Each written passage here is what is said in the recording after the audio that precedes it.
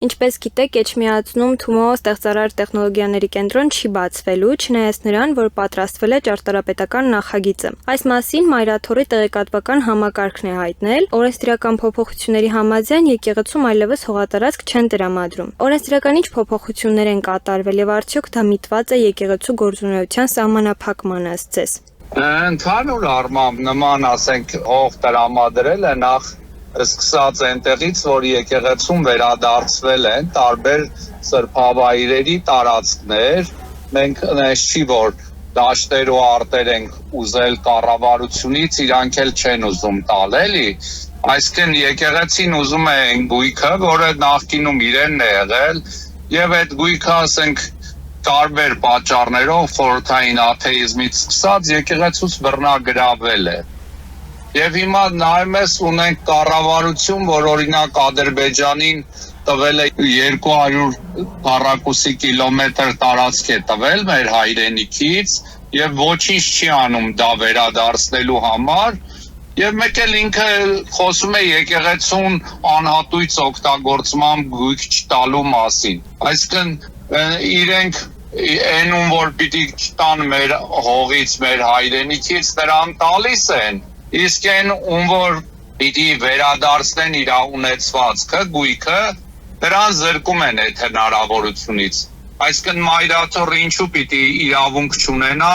անհատույց կերպով վերադարձնելու այն եկեղեցիները, վանքերը, այն սրբավայրերը, որ ժամանակին Մայրաթոռին են եղել եւ Մայրաթոռից բռնագրավել են խորհրդային շրջանում Եվ ասենք այսօր դրանք որ չեն վերադարձվում կամ կառավարությունը, չգիտեմ, անլուրջ որոշում է, հակաեկեղեցական է պայքարի շրջանակում, հավանաբար իրենց այն դրսի տերերին, որոնց փաչվետու են իրենք, փորձում են հակաեկեղեցական ինչ-որ բաներով գոհացնել։ Իսկ ինչպես կմեկնաբանեք սա, կառավարության վարած քաղաքականությունը խոչընդոտում է կրթական ծրագրի ներդրմանը։ Կառավարությունը մենակ Մայրաթոռին չի խոչընդոտում, ես գիտեմ, որ այս կառավարությունը ինչքան էլ խոսում է մանկապարտեզներ, դպրոցներ կառուցելու ծրագրերից,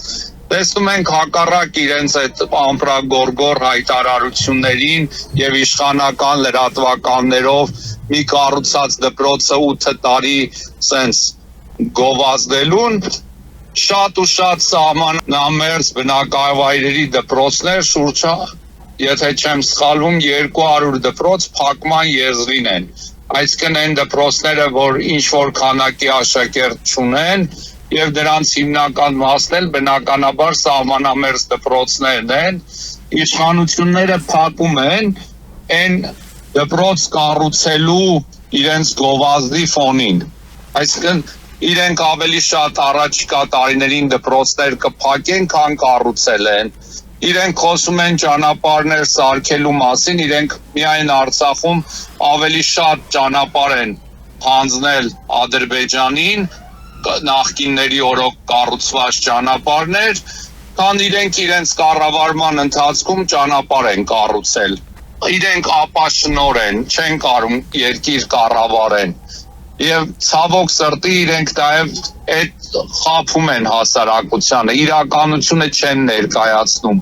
Իրենք ոչ միայն մեր վճարած հարկերը պետության, տնտեսության զարգացման վրա չեն օգտագործում, այլ նույնիսկ վարկի տեսքով մեր չտված հարկերը վարկի տեսքով բերում են, պատկերացրեք իրենց կառավարման 8 տարիների ընթացքում 8 միլիարդ վարկ են կուտակել եւ փորձում են ամեն մեղք գցել նախնիների վրա իրենց ապաշնորհության հիշում ենք ժամանակին վարչապետը ասում էր որ օրինակ Քոչարյանի ընտանիքը ունի 4 միլիարդ սենց դոլարի կարողություն հետո պարզվեց որ 4 միլիարդ չի ասենց շարժական, անշարժ գույքով եւ այլն իրար հետ 200 միլիոն է կազմում, մեկ էլ ընթացքում վերջում կպարզվի, որ 200 միլիոն էլ չի, վարչապետը հերթական սուտն է խոսել, ընդամենը 20 միլիոն է, այն էլ ազնիվ ճանապարհով աշխատած։ Հասարակության մի մաս, որ սոցիալական վատ վիճակում է, այդ թվում իշխանությունների վարած ապաշնոր քաղաքականության, իրենք մեկ բարեկեցիկ ապրող որևէ մեկին որ տեսնում են, իրանց չեն սիրում։ Օրինակ բերեմ, ասենք Սամվել Կարապետյանը, ինքը տարբեր այսպես ընկերություններ ունի, հազարավոր աշխատողներ ունի, որ շատ ավելի բարեկեցիկ են ապրում, քան այս պետության օրոք ապրում են մանկապարտեզների, դպրոցների, արվեստի դպրոցների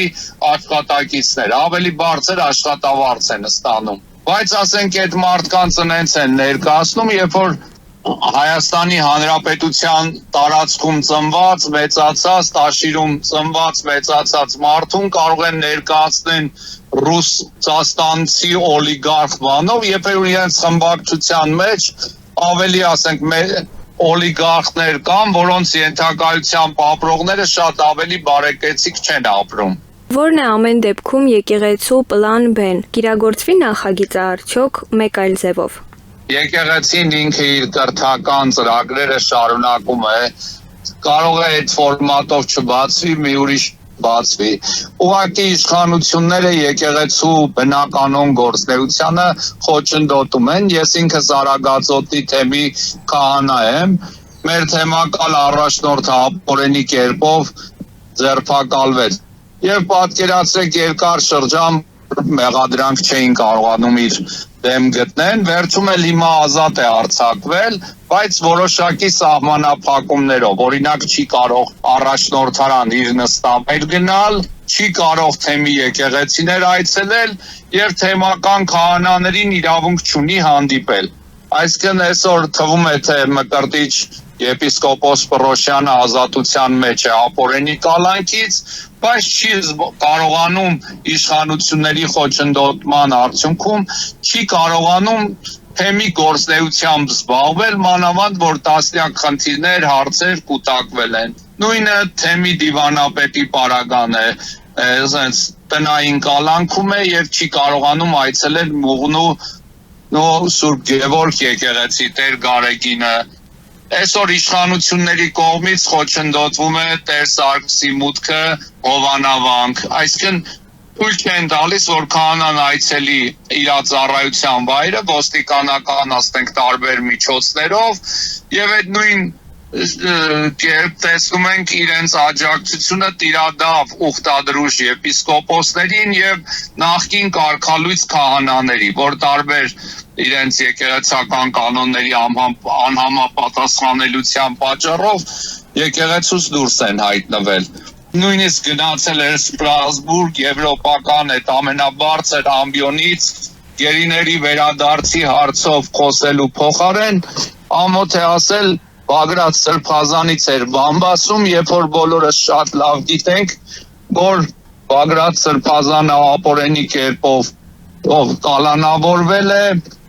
այսպես ասեմ, զրպարտության եւ կեղծված զայնագրությունների հիման վրա, որոնք որևէ հիմք չունեին իրեն կալանավայրում այս պահին պահելու։ Եվ այդ զրպարտանքը ամենաբարձր մակարդակով է էլի արվում վարչապետի, դատախազի կամ քննչականի պետի կողմից։ Իսկ մարդու իրավունքների պաշտպանն էլ կարծես Նիկոլ Փաշինյանի փաստաբանը լինի։